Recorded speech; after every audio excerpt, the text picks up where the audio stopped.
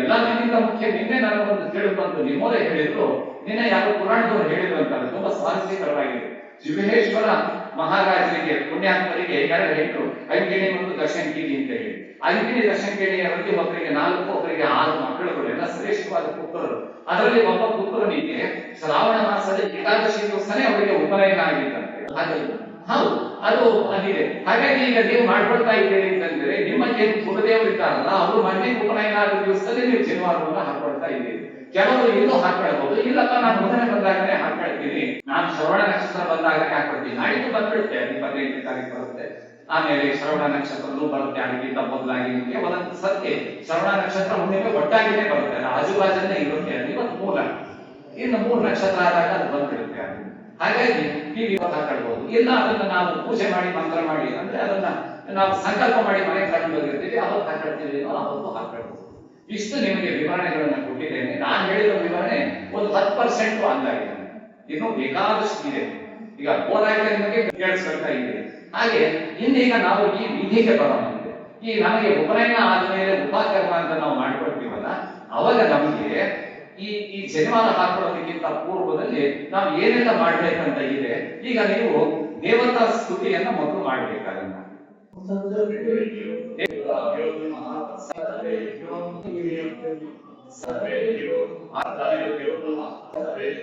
ಗುರುಭ್ಯೋ ನಮಃ, ಗುರುಭ್ಯೋ ನಮಃ.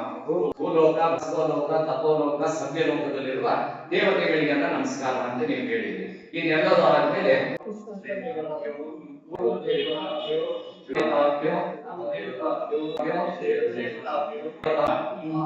ಹೆಣ್ಮಕ್ಳು ಹೇಳ್ಬೋದು, ನಾವು ಅದನ್ನ ಮಾಡಿದ್ರೆ ಇದನ್ನ. ಇದಾದ್ಮೇಲೆ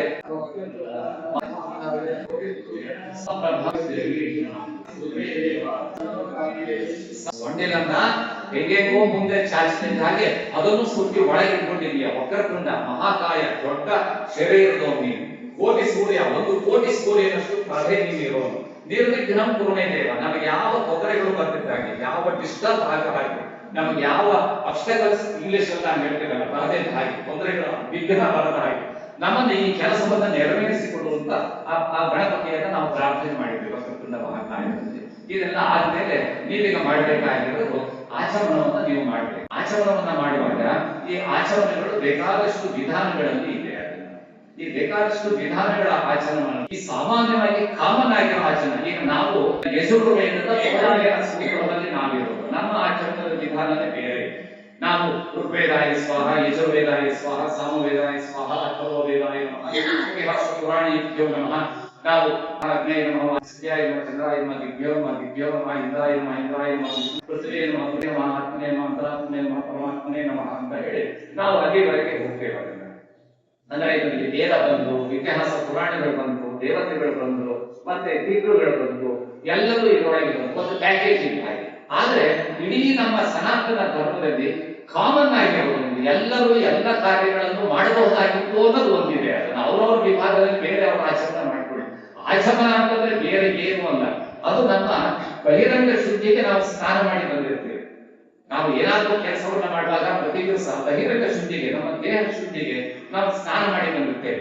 ನಮ್ಮ ಮನಸ್ಸು, ನಮ್ಮ ಬುದ್ಧಿ, ನಮ್ಮ ಚೇತನ, ನಮ್ಮ ಅಹಂಕಾರ ಪಡೆ ಇದೆಯಲ್ಲ, ಅದರ ಶುದ್ಧಿಗೆ ನಾವು ಆಚರಣೆಯನ್ನು ಮಾಡಬೇಕು. ಅವಾಗ ಈ ವೇದಗಳು ಮತ್ತೆ ಪುರಾಣ ಇತಿಹಾಸಗಳು, ದೇವತೆಗಳು ಎಲ್ಲ ನನ್ನಲ್ಲಿ ಇದ್ದಾರೆ ಎಂದಾಗ ನಾನು ಶುದ್ಧ ಅನ್ನೋ ಭಾವನೆ ನನಗೆ ಬರುತ್ತೆ. ಅದನ್ನೇನ್ ಮಾಡಿದ್ದಾರೆ, ಇದು ಎಲ್ಲರೂ ಇರೋದು ಆಲ್ ಇನ್ ಒನ್ ಪರಮಾತ್ಮ. ಯಾರು ಶ್ರೀ ನಾರಾಯಣ, ವಿಷ್ಣು ಅಂತ ಹೇಳ್ತಾರೆ, ಅವನೇ ಶಿವ, ಅವನೇ ಬ್ರಹ್ಮ. ಆದ್ರೆ ಸ್ಥಿತಿಕಾರಕ ಅವನು ಆಗಿರೋದ್ರಿಂದ, ಸೃಷ್ಟಿಕಾರಕ ಬ್ರಹ್ಮ, ಲಯಕಾರಕ ಶಿವ ಆಗಿರೋದ್ರಿಂದ ನಾವೀಗ ಬದುಕಿದೇವಲ್ಲ, ಸ್ಥಿತಿಕಾರಕ ನಾರಾಯಣ. ವಿಷ್ಣು ಅಂದ್ರೆ ಸರ್ವವ್ಯಾಪಿ ಅಂತ ಹೇಳಿ ಎಲ್ಲ ಕಡೆಗೂ ಇರೋನು, ನನ್ನಲ್ಲೂ ಇರೋನು, ಎಲ್ಲ ಕಡೆಗೂ ಅವನೇ ಪರಮಾತ್ಮ. ಹಾಗಾಗಿ ಆ ವಿಷ್ಣು ಏನಿರಲ್ಲ, ಅವನ ಎಲ್ಲ ಹೆಸರುಗಳನ್ನ ನಾವು ನಮ್ಮಲ್ಲಿ ಕಲ್ಪಡ್ಬಿಟ್ರೆ ನಾವು ಶುದ್ಧ ಆಗ್ತೇವೆ ಅನ್ನೋದನ್ನ ನಾವು ಮನಸ್ಸಿಗೆ ತಗೊಳ್ಬೇಕು. ಅದಕ್ಕೆ ನೀವೀಗ ಆ ಒಂದು ಆಚರಣೆಯನ್ನು ಮಾಡ್ಬೇಕು. ಈಗ ನೀರು ಹಾಕೊಂಡಿದ್ದೀರಿ, ಅದನ್ನ ನೀವೀಗ ಎಲ್ಲರೂ ಒಂದು ಸತ್ಯ ಅದನ್ನ ಮಾಡ್ಬೇಕು. ಅದಕ್ಕಿಂತ ಪೂರ್ವದಲ್ಲಿ ನಿಮ್ಮ ನೀರೇನನ್ನು ಕೊಟ್ಟಿದ್ದಾರಲ್ಲ, ಅದನ್ನ ಆ ನೀರಿನ ಮೇಲೆ ನೀವು ಈ ನದಿಗಳನ್ನ ಆವಾಹನೆ ಮಾಡಬೇಕು. ಅದಕ್ಕೆ 2 ಅಕ್ಷತೆಗಳನ್ನ ಹಾಕಿ, ನಿಮಗೆ ಅಕ್ಷತೆ ಕೊಟ್ಟಿದ್ದಾರಲ್ಲ, 1 ಅಕ್ಷತೆಗಳನ್ನ ಹಾಕಿ ಆ ನೀರಿನ ಹಾಕಿ. ಮನೆಯಲ್ಲಾದ್ರೆ ತುಳಸಿ ಇದ್ರೆ ತುಳಸಿ ಹಾಕ್ಬೋದು, ಯಾವತ್ತೂ ಕಾರ್ಯಗಳಿಗೆ ತುಳಸಿ ಒಳ್ಳೆಯದು. ಇವತ್ತು ನಾನು ತುಳಸಿ ತರಲಿಲ್ಲ, ಇವತ್ತು ಏಕಾದಶಿ ಇರೋದ್ರಿಂದ ತುಳಸಿ ಕೊಯ್ಯೋ ಆಗಿಲ್ಲ. ಶುಕ್ರವಾರ ಮಂಗಳವಾರ ಸಾಮಾನ್ಯವಾಗಿ ತುಳಸಿ ಕೊಯ್ಯೋದಿಲ್ಲ, ಅದರಿಂದ ತರಲಿಲ್ಲ. ಇಲ್ಲದೆ ಹೋದ್ರೆ ಒಂದು ದಳ ತುಳಸಿ ಅಥವಾ ಒಂದು ಗುಡಿ ತುಳಸಿಯನ್ನು ಹಾಕಿದಾಗ ಅದು ಪವಿತ್ರ ಅಂತ ಹೇಳ್ತಾರೆ. ಮತ್ತೆ ಇದು ಎಲ್ಲವನ್ನು ಕಾರ್ಯವನ್ನು ಮಾಡುವಾಗ ಪವಿತ್ರ ಕೈಯಲ್ಲಿ ಇರಬೇಕು ಅಂತ ಹೇಳ್ತಾರೆ. ಏನ್ ಇರಲೇಬೇಕಂತ ಏನು ಅಂತ ಹೇಳಿದ್ರೆ, ನಾವು ಏನನ್ನ ಮಾಡ್ತಾ ಇರುವಾಗ ಈ ಕಡೆ ಮೊಬೈಲ್ ತಗೊಂಡೆ, ಈ ಕಡೆ ಎಲ್ಲೋ ನಶ್ಯ ಸೇರಿದೆ, ಆ ಕಡೆ ಇನ್ಯಾರಿಗೋ ಏನೋ ಹೇಳಿದೆ, ಇನ್ನೇನೋ ಮಾಡಿದೆ, ಮತ್ತೆ ಎಣಸಿ ಆ ಕಡೆ ಎಷ್ಟೋ ಜನ ಮಾಡ್ತಿರ್ತಾರೆ. ಬಾಯ ಮಂತ್ರ ಹೇಳ್ತಿರ್ತಾರೆ, ಇಲ್ಲೇನೋ ಮೊಬೈಲ್ ನೋಡ್ತಾ ಇರ್ತಾರೆ. ಬಾಯ ಮಂತ್ರ ಹೇಳ್ತಿರ್ತಾರೆ, ಕೊಟ್ಟಿರೋ ದಕ್ಷಿಣೆ ಎಣಿಸ್ಕೊಂಡು ಆ ಕಡೆ ಇಟ್ಕೊಳ್ತಿರ್ತಾರೆ, ತಪ್ಪು ಅಂತ. ಬಾಯ ಮಂತ್ರ ಹೇಳ್ತಿರ್ತಾರೆ, ಮುಂದೆ ಹೋಗೋದಕ್ಕೆ ಬೇಕಾಗಿದ್ದೆಲ್ಲ ಶೀಲದೊಳಗೆ ಸಾಮಾನು ಇಟ್ಕೊಳ್ತಿರ್ತಾರೆ. ಮಾಡೋರು ಹಾಗೆ ಏನೋ ಅವ್ರು ಮಂತ್ರ ಹೇಳ್ತಿರ್ತಾರೆ, ಇವರು ಅಲ್ಲಿ ಆಗಿರ್ಬಾರ್ದು, ಇವರು ಏನೋ ಅಂತಿರ್ತಾರೆ, ಕೈಯಲ್ಲಿ ಹಿಂಗ್ ಮಾಡ್ತಿರ್ತಾರೆ, ಹಿಂಗ ಅಂತಿರ್ತಾರೆ. ಇವೆಲ್ಲ ಆಗಬಾರದು ಅನ್ನೋದಕ್ಕೆ ಮನಸ್ಸು, ಕೈ, ಬಾಯಿ ಎಲ್ಲವೂ ಏಕಾಗ್ರ ಆಗಿರ್ಬೇಕನ್ನೋದಕ್ಕೆ ಕೈಯಲ್ಲಿ ದರ್ಬೆ ಹಿಡ್ಕೊಂತಿದ್ರು. ಅವಾಗ ನಮ್ಮ ಕೈ ಏನು ಮಾಡೋದಿಲ್ಲ. ಅವಾಗ ಆ ದರ್ಬೆ ಹಿಡ್ಕೊ ಅಂತಂದ್ರೆ, ದರ್ಬೆನ ಹಿಡ್ಕೊಂಡು ನಾವು ಏನು ಮಾಡಕ್ಕಾಗಲ್ಲ, ಇಲ್ಲಿ ಇಟ್ಕೊಂಡು ಮಾಡ್ಬಿಡ್ತಿದ್ರು. ಅದನ್ನ ಹಿಂಗ್ ಹಾಕೋವಾಗ ಅದು ಹೋಗ್ತಾ ಇಲ್ಲ. ಅದಕ್ಕೆ ಏನ್ ಮಾಡಿದ್ರು, ಅದನ್ನ ಪವಿತ್ರ ಗಟ್ ಮಾಡಿ ಇಲ್ಲಿ ಹಾಕೋ ಅಂತ ಹೇಳಿದ್ರು. ಅವಾಗ ಏನಾಗುತ್ತೆ, ನೀವು ಸಂಕಲ್ಪ ಮಾಡಿದ್ರಿ ನಾನು ಇನ್ನೊಂದ್ ಕಡೆ ವಿಚಲಿತ ಆಗ್ಬಾರ್ದು. ಮನಸ್ಸಿನಲ್ಲಿ ನೀವು ಅದನ್ನ ಆ ಒಂದು ಸ್ಥಿತಿಗೆ ನೀವು ಬಂದ್ಬಿಟ್ರೆ, ಇನ್ನೆಲ್ಲೂ ನಾನು ಡೈವರ್ಟ್ ಆಗಲ್ಲ ಅಂದ್ರೆ ಅದು ಪವಿತ್ರ ಹಾಕೊಳ್ಳಬೇಕಂತ ಇಲ್ಲ.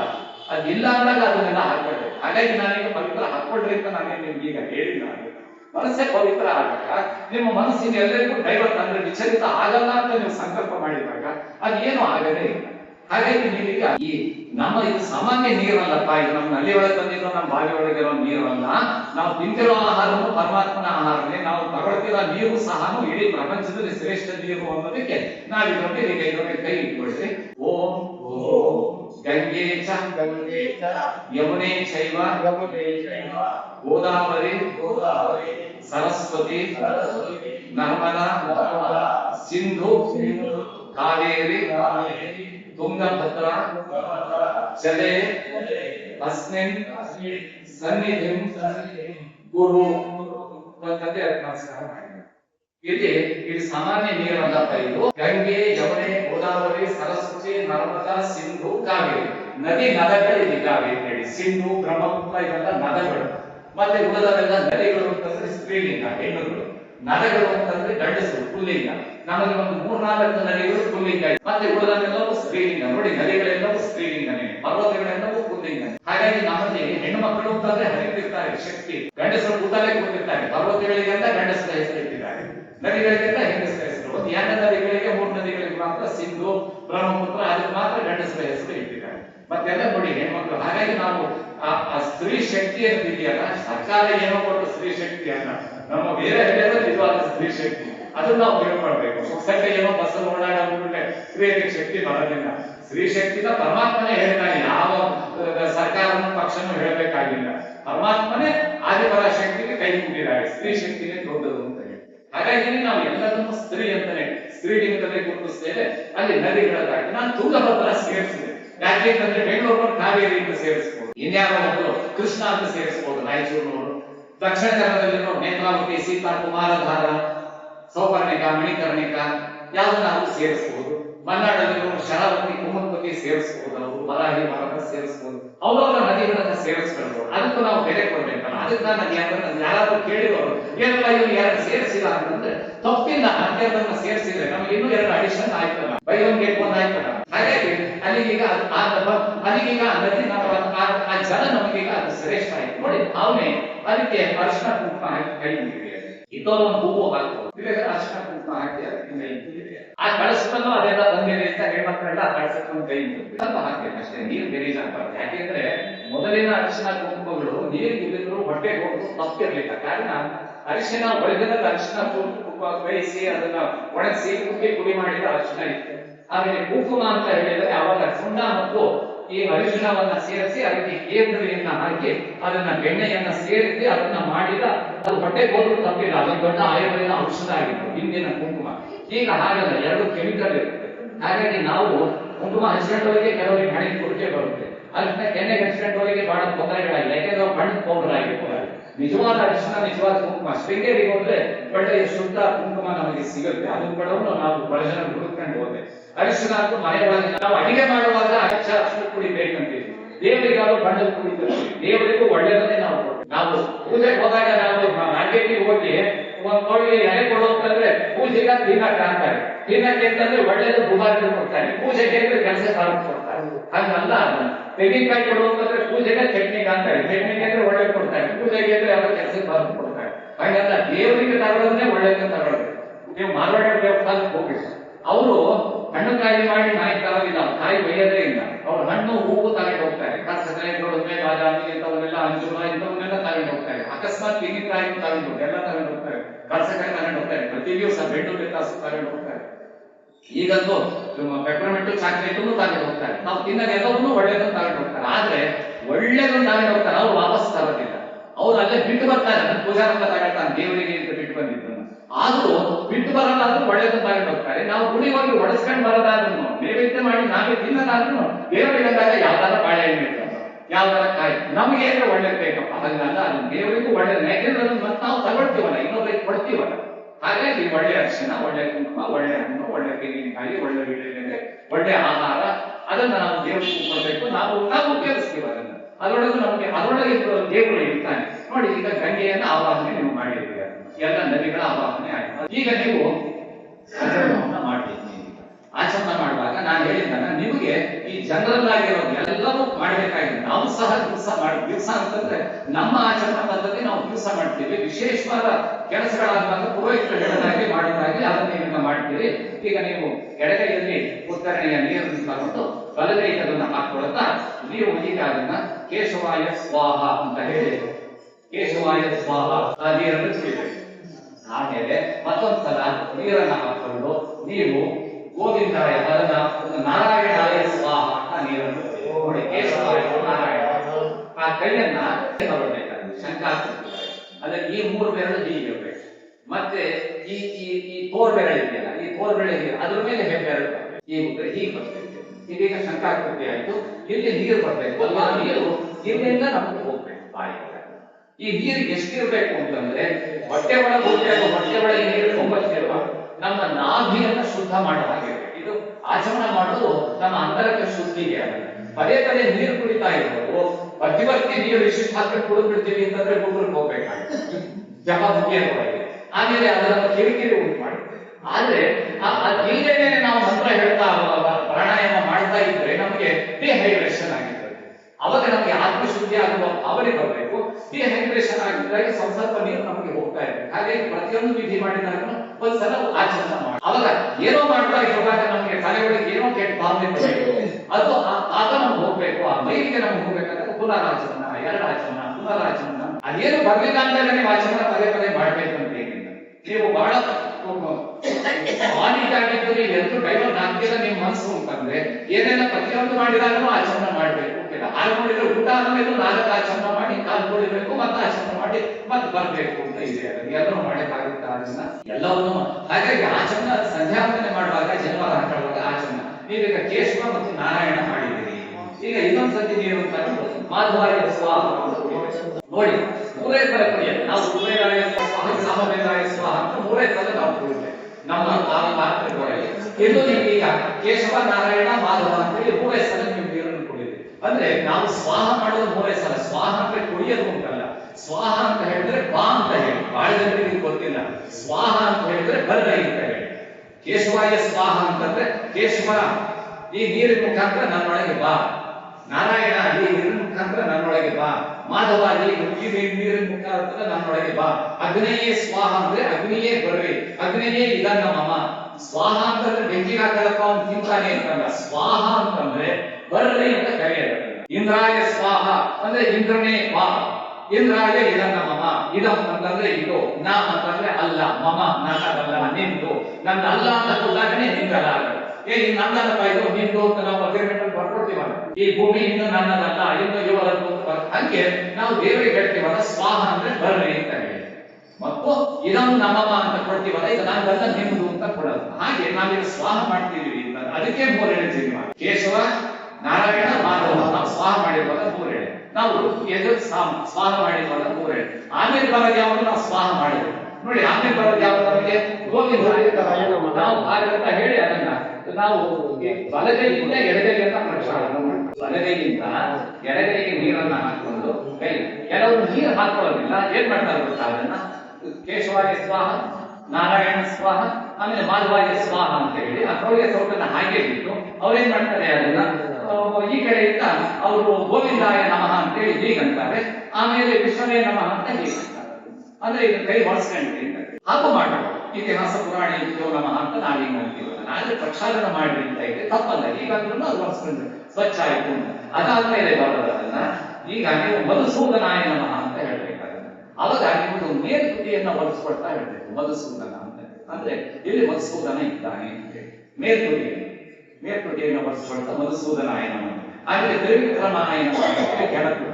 ಅಲ್ಲಿಗೆ ನಮ್ಮ ಶನಿವಾರದ 3 ಬಂತು. ಅದನ್ನ ಆ ತ್ರಿವಿಕ್ರಮ ಏನಿತ್ತಲ್ಲ ವಾಮನ, ಇಡೀ ಭೂಮಿಯನ್ನ ಆಳಿದ, ಆಮೇಲೆ ಇಡೀ ಆಕಾಶವನ್ನ ಆಳಿದ 2 ಹೆಜ್ಜೆ ಒಳಗೆ. ಕೊನೆಗೆ 3ನೇ ಹೆಜ್ಜೆ ಎಲ್ಲಿಡಬೇಕು ಅಂತ ಹೇಳಿ ಇದು ಎಲ್ಲದನ್ನು ಆಳ್ತಾ ಇದೇನಿಂದ ಅನ್ನಿಸ್ಕೊಂಡು ಬಲಿಚಕ್ರವರ್ತಿಯ ತಲೆ ಮೇಲೆ ಕಾಲನ್ನು ಇಟ್ಟು ಒಂದು ಇಲ್ಲಿದ್ದಾನೆ ಅಂತೇಳಿ ವಾಮನಾಯ ನಮಃ. ಆಮೇಲೆ ನಮಗೆ ಬರೋದು ಶ್ರೀಧರಾಯ ನಮಃ ಅಂತೇಳಿ ಎಡಗಲ್ಲವನ್ನ ಸ್ಪರ್ಶ ಮಾಡಿದ್ದಾರೆ. ಆಮೇಲೆ ನಮಗೆ ಬರೋದು ಋಷಿಕೇಶಾಯ ನಮಃ ಅಂತೇಳಿ ನಾವು ಕೈಯನ್ನು ಒಂದ್ಸತಿ ಹೊರಪಡಿದೆ. ಆಮೇಲೆ ಪದ್ಮನಾಭಾಯ ನಮಃ ಅಂತೇಳಿ ಪದ್ಮನಾಭಾಯ ನಮಃ ಅಂದಾಗ ನಮ್ಮ ಪಾದಗಳಿಗೆ ನೀರನ್ನು ತಗೊಂಡು ನಾವು ಪ್ರೋಕ್ಷಣೆಯನ್ನು ಮಾಡ್ತೀವಿ. ಕೈಯಲ್ಲಿ ನೀರು ತಗೊಂಡು ಪದ್ಮನಾಭಾಯ ನಮಃ ಅಂತ ನಾವು ಪ್ರೋಕ್ಷಣೆ ಮಾಡ್ತಾರೆ. ಅಂದ್ರೆ ಪದ್ಮದ ನಾಭ ಬ್ರಹ್ಮ ಬಂದು, ಹಾಗಾಗಿ ನಮ್ಮ ಕಾಲಿನ ಮೇಲೆ ನಮ್ಮ ಶರೀರ ಎಲ್ಲ ನಿಂತಿದೆ. ಹಾಗಾಗಿ ಸೃಷ್ಟಿಗೆಲ್ಲದ ಮೂಲ ನಮ್ಮ ಪಾದದಲ್ಲೂ ನಾವು ನಮ್ಮ ಎಲ್ಲ ದೇಹದ ಅಂಗಾಂಗಗಳ ಎಲ್ಲದ ಚಲನೆ ನಮ್ಮ ಪಾದದ ಮೇಲೆ ಇದೆ. ಹಾಗಾಗಿ ಪಾದಕ್ಕೆ ಮಹತ್ವ ಇದೆ. ಹಾಗಾಗಿ ಪದ್ಮನಾಭ ಅಂತ ಇರಾಗಲ್ಲ, ಅವನ್ನ ನಾವು ಯಾಕೆ ಕಾಲಿನಲ್ಲಿ ಹೇಳಿದ್ವಿ ಅಂತಂದ್ರೆ ಆ ಕಮಲದಿಂದ ಹೊರಗೆ ಬಂದಿದೆಯಲ್ಲ ನಾಭ, ಅದಕ್ಕೆ ನಾವು ಕಾಲಿನ ಮೇಲೆ ನಿಂತಿದ್ದೇವೆ ಪದ್ಮನಾಭಾಯ ನಮಃ ಅಂತ. ಆ ಕಾಲು ಸಹ ಸ್ವಚ್ಛವಾಗಿರ್ಬೇಕು, ಅದು ಕನಿಷ್ಠ. ಹಾಗಾಗಿ ಕಾಲಿನಲ್ಲೂ ದೇವತೆಗಳು ಇದ್ದಾರೆ ಅಂತೇಳಿ. ಹೌದಪ್ಪ, ಬರೀ ತಲೆ ಒಳಗಿದಾರಲ್ಲ, ನಮ್ಮ ಎಲ್ಲ ಅಂಗಾಂಗದಲ್ಲೂ ನಮ್ಮ ಅಪಾನ ಬಂದಾಗ ನಮ್ಮ 2 ಮಲಮೂತ್ರಗಳನ್ನ ವಿಸರ್ಜನೆ ಮಾಡುವ ಅಂಗಗಳಲ್ಲೂ ದೇವರಿದ್ದಾನೆ ಅಂತಾನೆ ನಾವು ಭಾವಿಸಿದ್ದೇವೆ. ಹಾಗಾಗಿ ಮೂಲಾಧಾರ ಅನ್ನೋದು ನಮ್ಮ ಈ ಭಾಗದಿಂದಲೇ ಪ್ರಾರಂಭ ಆಗುವುದು. ಕುಂಡಲಿನಿ ಜಾಗೃತ ಆಗುವಾಗ ಮೂಲಾಧಾರ ಕ್ಷೇತ್ರ ವಿಭಾಗ ಅಂತ ಗಣಪತಿ ಹೇಳ್ತಾರೆ, ಇಲ್ಲಿಂದನೇ ಬರುತ್ತೆ. ಹಾಗಾಗಿ ಯಾವ ಅಂಗಾಂಗಗಳು ನಮ್ದು ಕನಿಷ್ಠ, ಅದರಿಂದ ಹೊರಗೆ ಬರೋ ಉತ್ಪನ್ನಗಳು ಕನಿಷ್ಠ ಆಗಿರ್ಬೋದು ನಮ್ಮ ಮೈಗೆ, ಆದ್ರೆ ಅಂಗಾಂಗಗಳು ಕನಿಷ್ಠ ಅಲ್ಲ. ಅದು ಕೆಲಸ ಮಾಡದೆ ಹೋದ್ರೆ ನಾವು ಬದುಕಲಿಕ್ಕೆ ಆಗಲಿಲ್ಲ. ಹಾಗಾಗಿ ನಾವು ಪದ್ಮನಾಭಾಯ ನಮಃ. ಈಗ ಮುಂದೆ ಬರೋದು ದಾಮೋದರಾಯ ನಮಃ. ಇದನ್ನ ನಮ್ಮ ಈ ಭಾಗವನ್ನು ನಾವು ಸ್ಪರ್ಶ ಮಾಡಿಕೊಂಡು, ಅಂದ್ರೆ ಹಣೆ ಮತ್ತು ತಲೆಯ ಮಧ್ಯದ ಭಾಗ ಇದೆಯಲ್ಲ, ಇದು ದಾಮೋದರಾಯ ನಮಃ. ಅಲ್ಲಿಂದ ಬಂದ ಮೇಲೆ ನಿಮಗೆ ಸಂಕರ್ಷಣಾಯ ನಮಃ ಅಂತೇಳಿ ಮೂಗಿನ ತುದಿಯನ್ನು ಮುಟ್ಕೊಳ್ತೀವಿ. ಸಂಕರ್ಷಣಾಯ ನಮಃ ಮೂಗಿನ ತುದಿಯನ್ನು. ಅದಾದ್ಮೇಲೆ ನೀವು ವಾಸುದೇವಾಯ ನಮಃ ಅಂತೇಳಿ ಬಲಮುದ್ರನ್ನು. ನಾವು ಉಸಿರಾಟ ಮಾಡುವಾಗ ಪ್ರಾಣಾಯಾಮ ಮಾಡುವಾಗ ಅನುಭವ ಇಲ್ಲಿಂದ ಆಗುತ್ತೆ, ವಿಲೋಮ ಇಲ್ಲಿಂದ ಆಗುತ್ತೆ. ತಗೊಳ್ಳೋದಕ್ಕೆ ಬಿಡೋದಕ್ಕೆ ಇಲ್ಲಿಂದ ಬರುತ್ತೆ. ಹಾಗಾಗಿ ಅನುಭವ ಒಳಗೆ ತಗೊಳ್ತೀವಲ್ಲ ಅದನ್ನ, ಹಾಗಾಗಿ ಬಲಮುದ್ರನ್ನ ನೀವು ಅಲ್ಲಿಗೆ ತಗೊಳ್ತೀರ. ಆಮೇಲೆ ಪ್ರದ್ಯುಮ್ನಾಯ ನಮಃ. ವಿಷ್ಣು ಅವರು ಅನಿರುದ್ಧ ಪ್ರದ್ಯುಮ್ನ ಇವರೆಲ್ಲರೂ ಕೃಷ್ಣನ ಮಗಳು ಅಂತ ಆಗ್ತಾರೆ, ವಿಷ್ಣುವಿನ ಅವತಾರದಲ್ಲಿ ಬರುತ್ತೆ ಅದನ್ನ. ಹಾಗಾಗಿ ನಿಮಗೆ ಎಡಮುಖವನ್ನು ಮುಟ್ಕೊಳ್ಳುವಾಗ ಪ್ರದ್ಯುಮ್ನಾಯ ನಮಃ, ಎಡಮುಖವನ್ನು ಮುಟ್ಕೊಳ್ಳಿ. ಅದಾದ್ಮೇಲೆ ನೀವು ಪುರುಷೋತ್ತಮಾಯ ನಮಃ. ಅವಾಗ ಎಡಗಣ್ಣನ್ನ ನೀವು ಸ್ಪರ್ಶ ಮಾಡ್ತಾರೆ. ಪುರುಷೋತ್ತಮ ನಾ ಹೇಳಿದಲ್ಲ, ಪುರುಷೋತ್ತಮ ಅಂದ್ರೆ ಏನು ಅಂತ. ಪುರುಷೋತ್ತಮಾಯ ನಮಃ ನೀವು ಎಡಗಣ್ಣನ್ನ ಸ್ಪರ್ಶ ಮಾಡ್ತಾರೆ. ಅಧೋಕ್ಷಜಾಯ ನಮಃ. ಹಾಗೆ ಅನಿರುದ್ಧಾಯ ನಮಃ ನೀವು ಬಲಗಣ್ಣನ್ನು ಸ್ಪರ್ಶ. ಮತ್ತೊಂದು ಕೆಲವರು ಏನ್ ಹೇಳ್ತಾರೆ ಅಂತಂದ್ರೆ ಅನಿರುದ್ಧಾಯ ನಮಃ ಬಲಗಣ್ಣನ್ನ ನೀವು ಬಲಗಣ್ಣನ್ನು ಮುಟ್ಕೊಳ್ಳಿ. ಅದರೊಳಗೆ 2 ತರ ವಿಧಾನ ಇದೆ. ಅನಿರುದ್ಧಾಯ ನಮಃ ನೀವು ಬಲಗಣ್ಣನ್ನು ಮುಟ್ಕೊಳ್ಳಿ. ಅನಿರುದ್ಧಾಯ ನಮಃ ನೀವು ಬಲಗಣ್ಣನ್ನು ಮುಟ್ಕೊಂಡ್ರೆ, ಆಮೇಲೆ ನೀವು ಎಡಗಣ್ಣನ್ನು ಮುಟ್ಕೊಳ್ಳುವಾಗ ಪುರುಷೋತ್ತಮನಾಯ ನಮಃ ಅಂತ ಹೇಳಿ ನೀವು ನಾನು ನೋಡಿದ್ರೆ ಹಾಗಿರೋದನ್ನು ಕೊಟ್ಟಿರಿ. ಹೌದಾ? ಅದನ್ನೇ ನೀವು ಫಾಲೋ ಮಾಡಿ. ಇದೆಲ್ಲರೂ ಬಂದ್ಮೇಲೆ ಆಮೇಲೆ ನೀವೀಗ ಅಧೋಕ್ಷಜಾಯ ನಮಃ ಬರಬೇಕು. ಅವಾಗ ನೀವು ಬಲಕಿವಿಯನ್ನು ಸ್ಪರ್ಶ ಮಾಡಿ. ಅಧೋಕ್ಷಜಾಯ ಅಲ್ಲಿಂದ ಬಂದವನು ಅಂತ ಹೇಳಿ ಅಧೋಕ್ಷಜಾಯ ನಮಃ. ಆಮೇಲೆ ನೀವು ಬರೋದು ನಾರಸಿಂಹಾಯ ನಮಃ. ಎಡಕಿವಿ ನರಸಿಂಹನ ರೂಪ ನಾರಸಿಂಹಾಯ ನಮಃ. ಅದಾದ್ಮೇಲೆ ಅಚ್ಯುತಾಯ ನಮಃ. ಅಂದ್ರೆ ಚ್ಯುತಿ ಇಲ್ಲದೆ ಇರೋದು, ನಾಶ ಆಗದೆ ಇರೋದು ಅಚ್ಯುತ ಅಂತ ಹೇಳಿ, ಅದು ನಮಗೆ ನಾಭಿ. ಹಾಗಾಗಿ ನೋಡಿ, ನಾಭಿಯಿಂದನೇ ನಮಗೆ ತಾಯಿಯ ಎಲ್ಲ ಆತ್ಮ ಪ್ರಾಣ ಆಹಾರ ಎಲ್ಲ ನಮಗೆ ತಾಯಿಯ ಗರ್ಭದಲ್ಲಿ 9 ತಿಂಗಳು ನಮಗೆ ನಾಭಿಯಿಂದನೇ ಬಂದಿದ್ದಲ್ಲ. ಹಾಗಾಗಿ ನಾವು ಜೀವ ಇರೋವರೆಗೂ ಆ ನಾಭಿಯ ಸಂಕೇತ ಇಲ್ಲಿ ಇದ್ದೇ ಇರುತ್ತಲ್ಲ, ಹೊಟ್ಟೆಯ ಮಕ್ಕಳು. ಹಾಗಾಗಿ ಮಕ್ಕಳ ಬಳಿ ನಾವು ಹುಟ್ಟಿದ್ಮೇಲೂ ಅದನ್ನು ಕತ್ತರಿಸ್ತಾರೆ ತಾಯಿ ಇದ್ದಾಗಿ. ಹಾಗಾಗಿ ಇದಕ್ಕೆ ಚ್ಯುತಿ ಇಲ್ಲ ಇದಕ್ಕೆ. ಹಾಗಾಗಿ ಇದಕ್ಕೆ ನಾವು ಅದನ್ನು ಹೇಳುವಾಗ ಅಚ್ಯುತಾಯ ನಮಃ, ಚ್ಯುತಿ ಇಲ್ಲದೆ ಇರೋದು ಅದನ್ನ ನಾಭಿ ಬರ್ತೇವೆ. ಆಮೇಲೆ ಜನಾರ್ದನ ನಮಗೆ ಹೃದಯದಲ್ಲಿ ನಮಗೆ ಬರುವ ಎಲ್ಲ ದುರಿತಗಳನ್ನು ನಾಶ ಮಾಡ್ತಾನೆ ಜನಾರ್ದನ.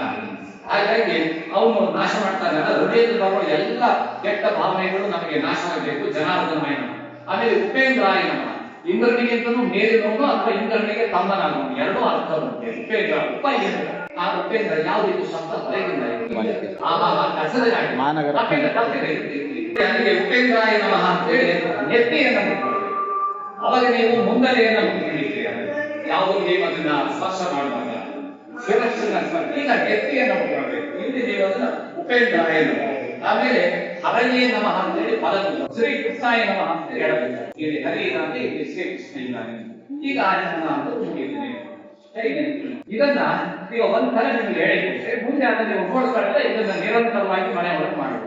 ಇದು ಎಲ್ಲರೂ ಅರ್ಥಸಹಿತವಾಗಿ ಇದೆ. ಇದಿಷ್ಟನ್ನು ಮಾಡಿದಾಗ ನಮಗೆ ಶುದ್ಧ ಅಂತ ಆಗುತ್ತೆ. ಇದು ಆದ್ಮೇಲೆ ನೀವು ಮುಂದೆ ಮಾಡ್ಬೇಕಾದ ಪ್ರಾಣಾಯಾಮವನ್ನ ನೀವು ಮಾಡಬೇಕು. ಪ್ರಾಣಾಯಾಮ ಅಂತಂದ್ರೆ ಪ್ರತಿ ನಾವು ಉಸಿರಾಡ್ತಾ ಇರ್ತೀವಿ. ಆದ್ರೆ ಆ ಉಸಿರು ಒಂದು ನಿಯಮಬದ್ಧವಾಗಿ ಇರೋದಿಲ್ಲ. ನಿಯಮಬದ್ಧ ಅವ್ರಿಗೆ ಸ್ವಲ್ಪ ಹೇಳಿ ಒಂದು ಪುರಾಣ ನಡೀತಾ ಇದೆ. ಇಲ್ಲಿ ಸಂಕಲ್ಪ ನಾವೇನು ಮಾಡ್ತೀವಲ್ಲ ಅದನ್ನ, ಈ ಸಂಕಲ್ಪ ಮಾಡೋದಕ್ಕಿಂತ ಪೂರ್ವದಲ್ಲಿ ನಮಗೆ ಆರಾಮಾಗಿ ಕೂತಿರ್ಬೇಕು. ನಾವು ಸುಖ ಸ್ಥಿರ ಆಸನಂ ಅಂತ ಅಂದ್ರೆ ನಮ್ಗೆ ಎಲ್ಲಿ ಕಂಫರ್ಟಬಲ್ ಆಗಿರುತ್ತೋ ಹಾಗೆ ನಾವು ಕೂತ್ಕೊಳ್ಬೇಕು. ಎಲ್ಲೋ ಬಾವಿ ಕಟ್ಟೆ ಕೂತ್ಕೊಂಡು ನಾವು ಜಪ ಮಾಡ್ತೀವಿ ಅಂತಂದ್ರೆ ಯಾವನೋ ಬಾವಿ ಬೀಳ್ಬೋದು. ಕಾಂಪೌಂಡ್ ಗೋಡೆ ಮೇಲೆ ಕೂತ್ಕೊಂಡು ಮಾಡ್ತೀವಿ ಅಂತಂದ್ರೆ ಅಲ್ಲಿ ಬೀಳ್ಬೋದು. ಇಲ್ಲ ಮಂಚದ ಮೇಲೆ ಕೂತ್ಕೊಂಡು ಮಾಡ್ತೀನಪ್ಪ ನನಗೆ ಅದೇ ಆರಾಮಾಗುತ್ತೆ ಅಂತ ನಿದ್ದೆನೆ ಬಂದ್ಬಿಡ್ಬೋದು.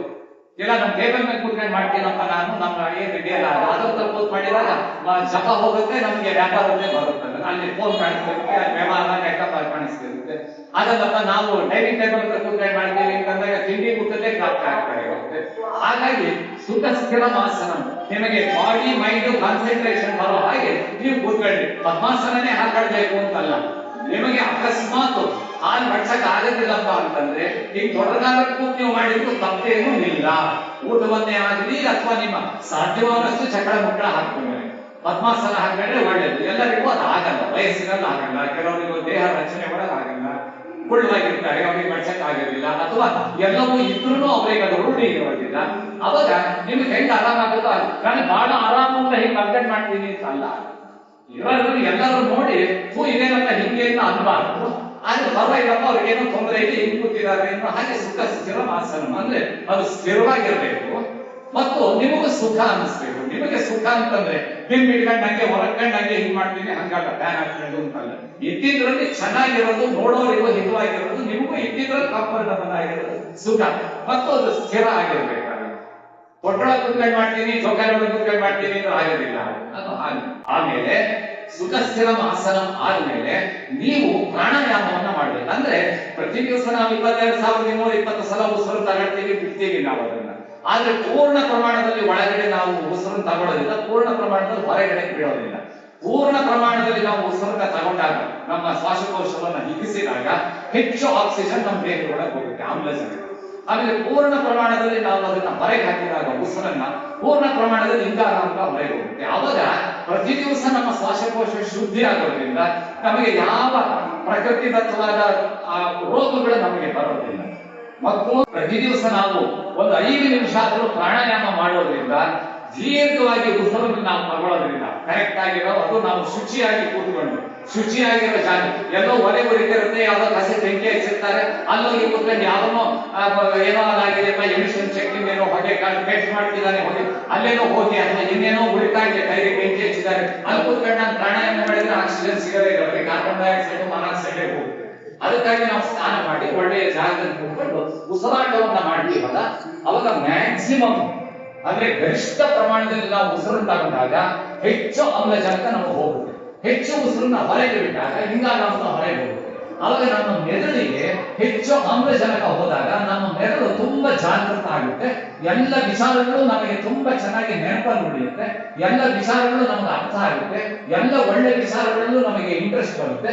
ಎಲ್ಲ ಕೆಟ್ಟ ವಿಚಾರಗಳನ್ನು ನಾವು ಡಿಲೀಟ್ ಮಾಡ್ಬಿಡ್ತೀವಿ. ಹಾಗಾಗಿ ನಾವು ನಮ್ಮ ಮೊಬೈಲ್ ತಾನೇ ಬಿಡ್ತೀವಿ ದುಡ್ಡು ಕೊಟ್ಟು, ಅದು ಚಾರ್ಜ್ ಆಗಿದೆಯೋ ಇಲ್ವೋ, ಬ್ಯಾಟ್ರಿ ಲೀಕ್ ಆಗಿದೆಯೋ ಇಲ್ವೋ, ಅದು ಆಗಿದೆಯೋ. ಆ ಮೊಬೈಲ್ ಕಾಳಜಿ ನಾವು ನೋಡ್ತೀವಿ, ನಮ್ಮ ದೇಹದ ಕಾಳಜಿ ನೋಡಲ್ಲ. ಯಾಕಂದ್ರೆ ಪುಕ್ಸಟೆ ಬಂದಿರೋದು. 1,000 ರೂಪಾಯಿ 1,00,000 ರೂಪಾಯಿ ಕೊಟ್ಟಿರೋ ಮೊಬೈಲಿನ ಕಾಳಜಿ ನಾವು ಮಾಡಿದಷ್ಟು, ನಾವು ತಗೊಂಡಿರೋ ಸ್ಕೂಟರ್ ಬೈಕೋ ಕಾರಿನ ಕಾಳಜಿ ಮಾಡಿದಷ್ಟು ನಾವು ನಮ್ಮ ದೇಹದ ಕಾಳಜಿ ಮಾಡಲ್ಲ. ಯಾಕಂದ್ರೆ ಪುಕ್ಸಟೆ ಬಂದಿರೋದಲ್ಲ, ಅದು ಎಲ್ಲವೂ ಇದರಿಂದಾಗಿ ಬಂದಿರೋದು. ಹಾಗಾಗಿ ಇದನ್ನ ನಾವು ದಿವಸ ಕಾಳಜಿ ಮಾಡ್ಬೇಕು. ಇದನ್ನ ಕಾಳಜಿ ಮಾಡೋದಕ್ಕೇನೆ ಸಂಧ್ಯಾ ಬಂದಿದೆ. ಇದನ್ನ ಕಾಳಜಿ ಮಾಡೋದಕ್ಕೂ ಉಪನಯನ ಇರೋದು. ಇದನ್ನ ಕಾಳಜಿ ಮಾಡೋದ್ರೊಳಗೆ ಪ್ರಾಣಾಯಾಮ ಬೇಕು. ಪ್ರಾಣಾಯಾಮ ಅಂತಂದ್ರೆ ನಾವು ಪ್ರತಿ ದಿವಸ ಮಕ್ಕಳಾಗಲೂ ಉಸಿರಾಡ್ತಿರ್ತೀವಿ, ಎಷ್ಟು ಬೇಕೋ ಅಷ್ಟೊಳಗೆ ಹೋಗ್ತಿರುತ್ತೆ, ಹೊರಗೆ ಬರ್ತಿರುತ್ತೆ. ಆದ್ರೆ ಅಷ್ಟೂ ಪ್ರಮಾಣದಲ್ಲಿ ನಾವು ತಗೊಳ್ಬೇಕಂದಾಗ ನೀವೀಗ ತಗೊಳ್ರಿ. ಈಗ ಪ್ರಣವಸ್ಯ ಪರಬ್ರಹ್ಮ ಋಷಿ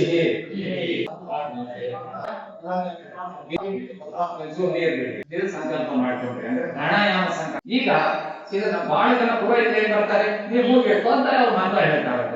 ಅವರಿಗೂ ಉಪಯೋಗ ಇಲ್ಲ, ನಮಗೂ ಉಪಯೋಗ ಇಲ್ಲ, ಬಟ್ ಮಾಡ್ಬೇಕಲ್ಲ ಅಂತ ಮಾಡಿಸ್ತಾರೆ.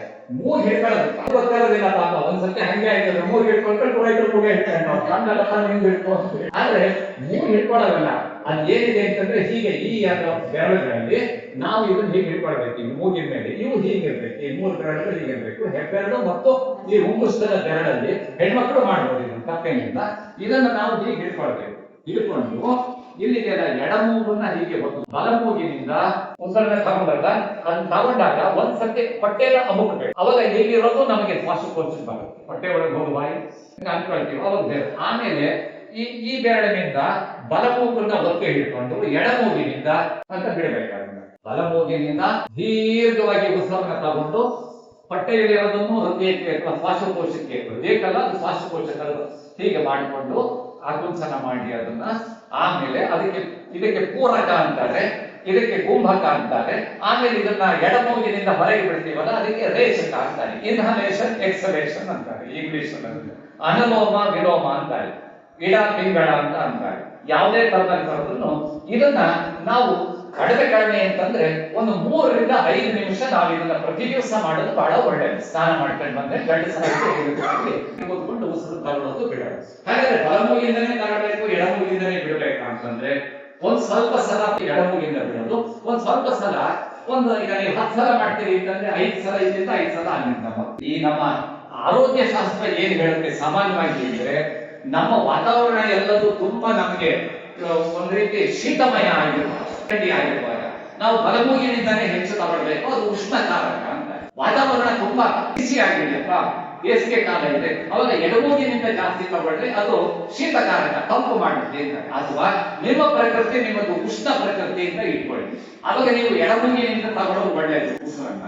ನಿಮ್ಗೆ ಎಡಮೂಗಿನಲ್ಲಿ ತೊಂದರೆ ಇದ್ರೆ ನೀವು ಬಲಮೂಗಲ್ಲಿ ಹಂಗೆ ತಗೊಂಡಾಕ್ಷಣ ನಿಮ್ಗೆ ಶೀತ ಹೋಗ್ಬಿಡುತ್ತೆ, ಅಥವಾ ಬಿಟ್ಟಾಕ್ಷಣ ಶೀತ ಅಡರುತ್ತೆ, ಹಂಗೇನಲ್ಲ. ಅದನ್ನ ಸ್ವಲ್ಪ ಮಟ್ಟಿಗೆ ಅದು ಪರಿಣಾಮ ಇರುತ್ತೆ. ನಿಮ್ಮ ಪ್ರಕೃತಿ ಉಷ್ಣ ಪ್ರಕೃತಿ ಆಗಿದ್ರೆ ನೀವು ಎಡಮೂಗಿಗೆ ಹೆಚ್ಚು ಪ್ರಾಶಸ್ತ್ಯ ಕೊಡ್ತೀವಿ. ನಿಮ್ಮ ಪ್ರಕೃತಿ ಶೀತ ಪ್ರಕೃತಿ ಆಗಿದ್ರೆ ಬಲಮೂಗಿಗೆ ಕೊಡ್ತೀವಿ. ಪರಿಸರ ಪ್ರಕೃತಿ ಅವಾಗ ನಿಮಗೆ ಉಷ್ಣಕಾರಕ ಆಗಿದ್ರೆ, ಈಗ ತಂಪಿದೆ, ಈಗ 24, 24, 30 ಒಳಗೆ 22 ಡಿಗ್ರಿ ಸೆಲ್ಸಿಯಸ್ ಇದೆ. ಈಗ ನಾವು ಬಲಮೂಗಿಯಿಂದ ತಗೊಳ್ಳೋದು ಒಳ್ಳೆಯದು. ಅದೇ ಬೇಸಿಗೆ ಕಾಲ ಬಂದಾಗ 39, 32ರಿಂದ 42, 44ವರೆಗೆ ಬಳ್ಳಾರಿ, ರಾಯಚೂರಿಗೆಲ್ಲ ಹೋಗುತ್ತೆ. ಅವಾಗ ನಾವು ಎಡಮೂಗಿನಿಂದ ತಗೊಳ್ಳೋದು ಒಳ್ಳೆಯದು. ಉತ್ತರ ಇಂಡಿಯಾ ಪ್ರವಾಸಕ್ಕೆ ಹೋಗ್ತೀವಿ, ಹಿಮಾಲಯ ಕಡೆಗೆ, ಬಲಮೂಗಿನಿಂದ ತಗೊಳ್ಳೋದು ಒಳ್ಳೆಯದು. ಕೇರಳ ಕಡೆ ಹೋಗ್ತೀವಿ ಪ್ರವಾಸಕ್ಕೆ, ಯಾವಾಗಲೂ ಸೆಕೆ ಇರುತ್ತೆ, ದಕ್ಷಿಣ ಕನ್ನಡ, ಎಡಮೂಗಿನಿಂದ ತಗೊಳ್ಳೋದು ಒಳ್ಳೆಯದಿರುತ್ತೆ. ಅಂದ್ರೆ ಅದು ಒಂದೇ ಅಲ್ಲ, ಎರಡು ಮಾಡುವಾಗ ಆ ಕಡೆ ಪ್ರಾಶಸ್ತ್ಯ. ಈ ತರದಲ್ಲಿ ನಾವು ಉಸಿರಾಟ ಮಾಡ್ತಾ ಆಮೇಲೆ ಸ್ವಲ್ಪ ಹೊತ್ತು ಹಾಗೆ ಕೂತ್ಕೊಂಡು ಎರಡೂ ಮೂಗಿಂದನೂ ಉಸಿರನ್ನ ತಗೊಂಡು ಉಸಿರನ್ನ ಬಿಡಿ. ಹೆಚ್ಚು ಉಸಿರನ್ನ ತಗೊಳ್ಬೇಕು, ಹೆಚ್ಚು ಉಸಿರನ್ನ ಬಿಡಬೇಕು. ಇದು ಪ್ರಾಣಾಯಾಮ ಅಂತ.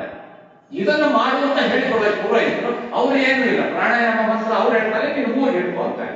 ಇವ್ರು ಮೂಗನ್ನು ಹಿಡ್ಕೊಂಡು ಆಮೇಲೆ ಹೆಣ್ಮಕ್ಳಿಗೆ ಅವ್ರು ಮೂಗು ಹಿಡ್ಕೊಂಡಾಗ ನೀವು ಅದನ್ನ ಮಾಡ್ರಿ ಅನ್ನಲ್ಲ ಪುರೋಹಿತರು, ನಿನ್ ಗಂಡನ ಮುಟ್ಕೊಂಡು ಬಿಡು ಅಂತಾರೆ. ಯಾಕಂದ್ರೆ ಅವ್ರು ಹಾಕೊಂಡಿರ್ತಾರೆ, ನಿನ್ ಗಂಡನ ಮುಟ್ಟು ಅಂತಾರೆ. ಅವರಿಗೂ ಮಾಡೋದನ್ನು ತಪ್ಪಿಸಿ ಇವರಿಗೂ ಮಾಡೋದನ್ನು ಹೇಳ್ಕೊಡೋದೇ, ತಾವು ಮಾಡೋದೇ, ಏನು ಪ್ರಯೋಜನ ಇಲ್ಲ. ಅದು ತಪ್ಪು ಗೊತ್ತಿದ್ದಂಗೆ ಆಗಿದೆ. ಅದಕ್ಕೆ ನಿಮ್ಗೆ ಯಾಕೆ ತಿಳಿಸಿದ್ದೀನಿ ಅಂತಂದ್ರೆ, ಅವ್ರು ಏನಾದ್ರು ಮಾಡ್ಲಿ, ಅವ್ರು ನಾವು ಬಿದ್ದದಲ್ಲ, ನೀವೇನು ಮಾಡ್ತೀರಿ, ಅವ್ರು ಬರಕ್ ಬಂದ್ರೆ ನೀವು ಪ್ರಾಣಾಯಾಮ ಮುಗಿಸ್ಬಿಟ್ಟಿರ್ತೀವಿ. ನಿಮ್ಮ ಮನೆಯೊಳಗೆ ಸತ್ಯನಾರಾಯಣ ಪೂಜೆ ಇದೆ, ನಿಮ್ಮ ಮನೆಯೊಳಗೆ ಯಾರೋ ವರಮಹಾಲಕ್ಷ್ಮಿ ಇದೆ, ನಿಮ್ಮ ಮನೆಯೊಳಗೆ ಇನ್ಯಾವುದೋ ಒಂದು ಪೂಜೆ ಇದೆ ಅಂತಂದ್ರೆ, ಗೃಹ ಪ್ರವೇಶ ಇರಲಿ, ನಾಮಕರಣ ಇರಲಿ, ಏನೇ ಇರಲಿ, ನಿಮ್ಮ ತಿಥಿನೇ ಇರಲಿ, ಯಾವುದೇ ಇರಲಿ, ನೀವು ಅವ್ರ ಪದಗಳನ್ನು ನೀವಿಂದ ಮುಗಿಸ್ಕೊಂಡಿರ, ಅದಕ್ಕೆ ಸಂಧ್ಯಾವಂದನೆ ಅಂತ ಹೇಳೋದು. ಅಲ್ಲಿ ಏನ್ ಹೆಚ್ಚು ಕಡಿಮೆ ಆದ್ರೂ ನಡೆಯುತ್ತೆ, ನೀವು ಮಾಡಿಬಿಟ್ಟಿರ್ತೀರಲ್ಲ, ಅದು ನೋಡಿ. ಆಮೇಲೆ ಈಗ ನೀವು ಅದ್ರ ಮಂತ್ರಕ್ಕೆ ಬರ್ತೀವಿ ನಾವು, ಹೀಗೆ ಇಟ್ಕೊಳ್ತೀವಿ. ಈಗ ನಾ ಹೇಳೋದನ್ನ ಹೇಳ್ತೇನೆ, ಸ್ವಲ್ಪ ಬಿಡ್ತಾ ಹೇಳ್ಬೇಕು. ಓಂ ಊಹೋ ಸುವಹ ಜನಃ ತತಃ ಸತ್ಯಂ ತತ್ ಸವಿತೃ ವರೇಣ್ಯಂ ಭರ್ಗೋ ದೇವಸ್ಯ ಧೀಮಹಿ ಧಿಯೋ ಯೋ ನಃ ಪ್ರಚೋದಯಾತ್. ಈ ತರ 3 ಸಲ ಮಾಡಬೇಕು. ಓಂ ಭೂರ್ಭುವಃ ಸ್ವಃ ಜನಃ ತಪಃ ಸತ್ಯಂ ತತ್ ಸವಿತೃ ವರೇಣ್ಯಂ ಭರ್ಗೋ ದೇವಸ್ಯ ಧೀಮಹಿ ಧಿಯೋ ಯೋ ನಃ ಪ್ರಚೋದಯಾತ್. ಓಂ ಸ್ವಃ ಸತ್ಯಂ ತತ್ ಸವಿತೃ ವರೇಣ್ಯಂ ಭರ್ಗೋ ದೇವಸ್ಯ ಧೀಮಹಿ ಧಿಯೋ ಯೋ ನಃ ಪ್ರಚೋದಯಾತ್. ಅಂತ ಹೇಳಿ ನೀವು ಆ ಪ್ರಾಣಾಯಾಮ ಮಾಡಿದ ಮೇಲೆ ಈ ಪ್ರಾಣಾಯಾಮದ ಸಂಕಲ್ಪಕ್ಕೆ ಪೂರ್ವದಲ್ಲಿ ಇದೊಂದು ಪ್ರಾಣಾಯಾಮ ಅಂದ್ರೆ ಮಂತ್ರಪೂರ್ವಕ ಪ್ರಾಣಾಯಾಮ. ಇದನ್ನ ಮಾಡಿದ್ಮೇಲೆ ಕೈಗೆ ಒಂಚೂರು ನೀರು ಹಾಕಿ ತೊಳ್ಕೊಂಡು ಕೈಗೆ ಒಂಚೂರು ನೀರನ್ನು ತಗೊಂಡು ಒಂದ್ ಸ್ವಲ್ಪ ಕೈ ನೀರನ್ನು ತಗೊಂಡು ಈಗ ಅದನ್ನು ತಿರುಗಿಸ್ತೇವೆ. ಅದನ್ನ ನೀವೀಗ ಸಂಕಲ್ಪಕ್ಕೆ ಬಂದಾಗ ಈಗ ನೀವು ಸಂಕಲ್ಪ ಮಾಡ್ಬೇಕು. ಅಂದ್ರೆ ನಾನೀಗ ಏನು ಮಾಡ್ತಾ ಇದ್ದೀನಿ ಹಂಗ ಬಲಗೈ ಮೇಲೆ ಬರಬೇಕು, ಎಡಗೈ ಕೆಳಗೆ, ಬಲಗೈ ಮೇಲೆ ಎಡಗೈ ಕೆಳಗೆ, ಅದನ್ನ ಬಲ ತೊಡೆ ಮೇಲೆ ಇಟ್ಟಾಗ ಬಲಗೈ ನೀರು ಹಾಕಿಟ್ಟು ಎಡಗೈ ನೀರು ಹಾಕೋದು, ಅದಕ್ಕೆ ಕೈ ನೀರು, ಇದನ್ನ ಬಲ ತೊಡೆ ಮೇಲೆ ಇಟ್ಟಾಗ ಎಲ್ಲರೂ ಬಲ ತೊಡೆ ಮೇಲೆ ಇಟ್ಟಿದ್ದೀವಿ. ಈಗ ಈ ಸಂಕಲ್ಪ ಅಂತಂದ್ರೆ ನಾನು ಏನ್ ಮಾಡ್ತಾ ಇದ್ದೀನಿ, ಯಾಕೆ ಮಾಡ್ತಾ ಇದ್ದೀನಿ, ಎಲ್ಲಿ ಮಾಡ್ತಾ ಇದ್ದೀನಿ ಅನ್ನೋದನ್ನ ನಾವು ತಿಳ್ಕೊಳ್ಬೇಕು. ಯಾಕೆಂತಂದ್ರೆ ಮಾಡೋದೇನು ತಿಳ್ಕೊಂಡು ಮಾಡದೆ, ಓದೋದೇನು ಅಂತ ತಿಳ್ಕೊಂಡು ಮಾಡದೆ, ಕೆಲಸದಲ್ಲೂ ಅಷ್ಟೇ your duty what you are doing that you should know ಅಂತ ಹೇಳ್ತಾರಲ್ಲ ದೊಡ್ಡ ದೊಡ್ಡ ಆಫೀಸ್ಗಳಲ್ಲಿ. First you should know what you have to do. ಅದನ್ನ ನೀವು ಮಾಡೋದೇನು ಅಂತ ಮೊದಲು ತಿಳ್ಕೊಂಡ್ರೆ ಆಮೇಲೆ ಮಾಡಿ, ತಿಳ್ಕೊಂಡ್ರೆ ಮಾಡಿದ್ರೆ ಅದು ಹಂಗೆ ಆಗ್ತಾವ. ಮಕ್ಕಳಿಗೆ ಹೇಳ್ತಾರಲ್ಲ ಮಾಡೋ ಮುಂದೆ ತಿಳ್ಕೊಂಡು ಮಾಡ್ಬೇಕು. ಏನ್ ಮಾಡಕತ್ತೀನಿ, ಎಲ್ಲಿ ಮಾಡಕತ್ತೀನಿ, ಎದಕ್ ಮಾಡಕತ್ತಿದ್ದೀನಿ ಅಂತ ತಿಳ್ಕೊಂಡು ಮಾಡೋ, ಇದ್ರಲ್ಲಿ ಹಂಗೆ ಆಗ್ತದೆ ಅಂತ ಹೇಳ್ತಾರೆ. ಈಗ ಒಳ್ಳೆ ದಾವಣಗೆರೆ ಭಾಷೆ ಒಳ್ಳೆ. ಅದಕ್ಕೆ ನಾವು ಹೇಳೋದು ಸಂಕಲ್ಪ ಮಾಡುವಾಗ ದೇಶ ಕಾಲ ಧರ್ಮಗಳನ್ನ ನಾವು ತಿಳ್ಕೊಂಡು ಅದನ್ನ ಮಾಡ್ಬೇಕಂದಾಗ ನಾವು ಇದನ್ನ ಅದಕ್ಕೆ ಪೂರ್ಣ ಅದು ಮಾಡೋದಕ್ಕಿಂತ ಮೊದಲು ಉಸಿರಾಟ ಮಾಡಿ ನಮ್ಮ ದೇಹದ ಚೈತನ್ಯ ತಗೊಂಡು ಪರಮಾತ್ಮನ ಆವಾಹನೆ ಮಾಡ್ಕೊಂಡು ಈಗ ಸಂಕಲ್ಪವನ್ನ ಮಾಡ್ತೀವಿ. ಈಗ ನಾವು ಅದನ್ನ ಈಗ ನಾವು ಸಂಕಲ್ಪವನ್ನ ಸಾಗರ ಪರ್ಯಂತಂ ಓ ಬ್ರಾಹ್ಮಣ ಹಿತಾಯ ಅಂತ ಕೆಲವರು ಹೇಳ್ತಾರೆ. ಅದು ಕೆಲವರು ಏನ್ ಹೇಳ್ತಾರೆ ಅಂತಂದ್ರೆ 6 ಸಮುದ್ರದ 4 ಸಮುದ್ರದ ಆ ಕಡೆ ಈ ಕಡೆ ಇರೋ ಬರೀ ಗೋವುಗಳು ಬ್ರಾಹ್ಮಣರ ಅನುಕೂಲಕ್ಕೆ ಅಂತ ಹೇಳ್ತಾರಲ್ಲ ಅಂತ ಅದಕ್ಕಿಂತ ಗೋವಿಂದ ಅಥವಾ ಶಿವ. ಈಗ ನಿಮ್ ಶೈವ ಭಕ್ತರಾದ್ರೆ ಶಿವ ಶಿವರಾಜ್ಞಾ ಅಂತ ಹೇಳ್ತಾರೆ, ಇದಕ್ಕೆ ಗೋವಿಂದ ವಿಷ್ಣುರಾಜ್ಞಾ ಅಂತ ಹೇಳ್ತಾರೆ. ನಾವು ಗೋವಿಂದ ವಿಷ್ಣು ಅನ್ನೋದು ಯಾವತ್ತೂ ಶ್ರೇಷ್ಠ ಇರುತ್ತೆ. ಈಗ ನಾವು ಶೈವರು, ನಾವು ವಿಭೂತಿ ಧಾರಣೆ ಮಾಡೋದು, ಆದ್ರೆ ನಾವು ಎಲ್ಲದನ್ನೂ ವಿಷ್ಣು ಕೃಷ್ಣ ಅಂತಾನೆ ನಾವು ಹೇಳೋದು. ಯಾಕೆಂದ್ರೆ ಲೌಕಿಕದಲ್ಲಿ ಅವನೇ ಪರಮಾತ್ಮ ಅಲ್ಲ. ಹಾಗಾಗಿ ನೀವು ಎಲ್ಲ ಧ್ಯಾನದಲ್ಲೂ ವಿಷ್ಣು ಪ್ರಧಾನವಾಗಿಯೇ ನಿಮಗೀಗ ಶಿವಪುತ್ರ ನಿಮಗೆ ಕುಲದೇವರಾದ್ರೂ ನಿಮಗೆ ಸ್ಥಿತಿಯನ್ನ ಕಾಪಾಡುವ ವಿಷ್ಣು ಆಗಿರೋದ್ರಿಂದ ನೀವು ಆಚಮನವನ್ನು ನಾನು ಕೊಟ್ಟಿದ್ದೀನಲ್ಲ ಅದೇ ಆಚಮನ ಮಾಡಿ, ಕೇಶವಾಯ ಸ್ವಾಹ, ನಾರಾಯಣ ಸ್ವಾಹ, ಮಾಧವಾಯ ಸ್ವಾಹನೇ ನೀವು ಮಾಡಿರಿ. ಅದೇ ಪ್ರಕಾರನೇ ಇದನ್ನು ಕೂಡ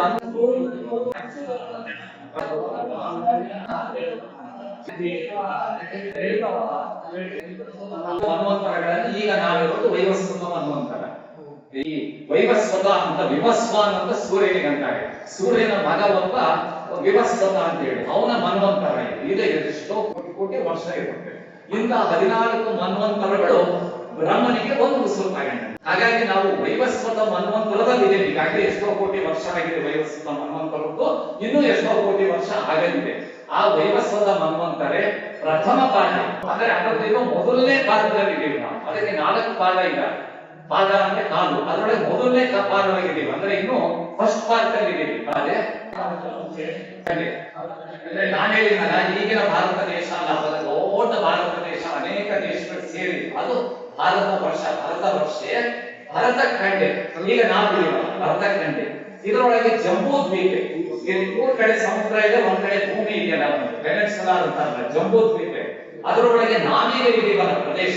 ರಾಮಾಯಣದಲ್ಲಿ ನಾವು ಹೋದಾಗ ರಾಮ ಮತ್ತೆ ಸೀತೆ ಲಕ್ಷ್ಮಣ ಅವರೆಲ್ಲರೂ ದಂಡಕಾರಣ್ಯಕ್ಕೆ ಬಂದರು. ಈಗ ನಾವಿದೀವಲ್ಲ, ಇದು ದಂಡಕಾರಣ್ಯ, ನಮ್ಮ ದಕ್ಷಿಣ ಭಾರತ ದಂಡಕಾರಣ್ಯ. ಹಾಗಾಗಿ ಅಂದ್ರೆ ಈಗ ನಾವಿರೋದು ಕಲಿಯುಗ ಪೂರ್ತಿ ಇನ್ನೂ ನಡೆಯುವುದಿಲ್ಲ. ಈಗ ಇದು ಬೌದ್ಧಾವತಾರ ಇದೆ, ಕಲಿಯ ಪ್ರವೇಶ ಆಗಿದೆ. ಆದ್ರೆ ನಾವೀಗ ಇರೋದು ಬೌದ್ಧಾವತಾರದಲ್ಲಿ. ಬೌದ್ಧಾವತಾರ ಇನ್ನೂ ಪೂರ್ತಿ ಆಗಿಲ್ಲ. ಅದು ಪೂರ್ತಿ ಆದ್ರೆ ಕಲಿ ಬಂದ್ಬಿಡ್ತಾನೆ. ಕಲಿ ಬಂದಿಲ್ಲ, ಅದ್ರ ಪ್ರಭಾವ ತೋರಿಸ್ತಾ ಇದ್ದಾನೆ. ಈಗ ಇನ್ನೂ ನಡೀತಾ ಇರೋದು ಬೌದ್ಧಾವತಾರ, ನಡೀತಿರೋದು ಕಲಿಯುಗ. ಆದ್ರೆ ಅವತಾರ ಹೋಗೋದು ಇನ್ನೂ ಇದೆ, ನಮ್ಮ ಕಣ್ಣಿಗೆ ಕಾಣಿಸ್ತಿಲ್ಲ. ಅಂದ್ರೆ ಈಗ ನಾವು ಹೇಳೋ ಈ ಬೌದ್ಧ ಅಂತಲ್ಲ, ವಿಷ್ಣು ಬೌದ್ಧಾವತಾರ ಆಗ ಅವನದು 7ನೇ ಅವತಾರದಲ್ಲಿ ಬೌದ್ಧ ಆಗ ಅದು ಬೌದ್ಧಾವತಾರ. ಬುದ್ಧ ಅಂತಂದ್ರೆ ತಿಳಿದೋ ಜ್ಞಾನಿ. ಈಗ ನಾವು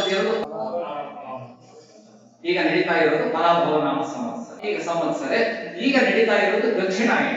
2 ಆಯನಗಳು ಇರ್ತಾರೆ. 6 ತಿಂಗಳು ದಕ್ಷಿಣಾಯನ, 6 ತಿಂಗಳು ಉತ್ತರಾಯಣ. ಈಗ ಸಂಕ್ರಾಂತಿ ಹಬ್ಬದಿಂದ ಉತ್ತರಾಯಣ ಪ್ರಾರಂಭ ಆಗುತ್ತೆ. ಎಳ್ಬೀರ ಹಬ್ಬ ಅಂತ ಜನವರಿ 14 ಅಥವಾ 15ನೇ ತಾರೀಕಿಂದ ಜುಲೈ 16ನೇ ತಾರೀಕುವರೆಗೆ ಇರುತ್ತಲ್ಲ, ಅದು ನಮಗೆ ಉತ್ತರಾಯಣ. ಈಗ ನಡೀತಾ ಇರೋದು ದಕ್ಷಿಣಾಯನ. ಈಗ ಮೊನ್ನೆ ಏನಾಯ್ತಲ್ಲ ನಮ್ಮಲ್ಲಿ ಕರ್ನಾಟಕ ಸಂಕ್ರಾಂತಿ. ಈ ಕರ್ನಾಟಕ ಭಾಗ್ಯತೆ ಹಬ್ಬ ಅಂತಾರಲ್ಲ, ಅಲ್ಲಿಂದ ಮಕರ ಸಂಕ್ರಾಂತಿ ಎಳ್ಬೀರ ಹಬ್ಬ ಬರುತ್ತಲ್ಲ, ಅಲ್ಲಿವರೆಗೆ ಇದಕ್ಕೆ ದಕ್ಷಿಣಾಯನ ಅಂತ ಈಗ ನಡೀತಾ ಇರೋದು.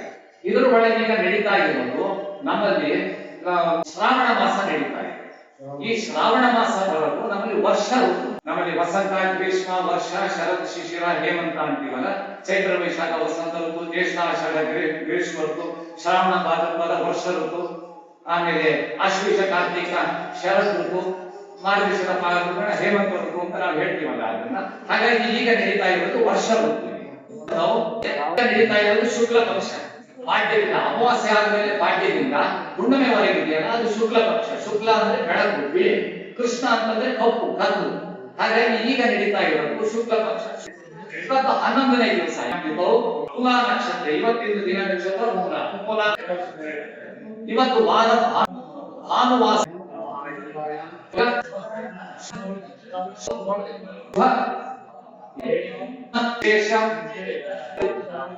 ವಿಶಿಷ್ಟಾಯಂ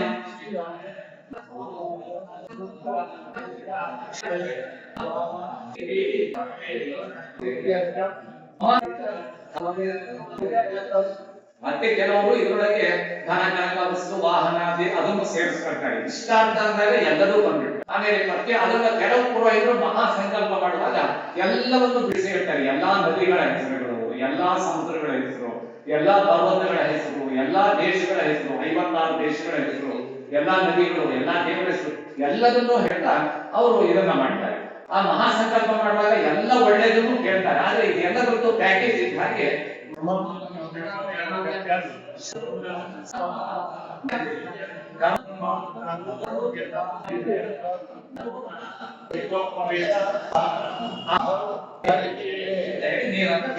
ನೋಡಿ, ಇಂಥ ದೇಶ ಇಂಥ ಯಾರು ಭಕ್ತಿ ಬೇಡ್ರಿ. ನಾನು ಇನ್ನೊಂದು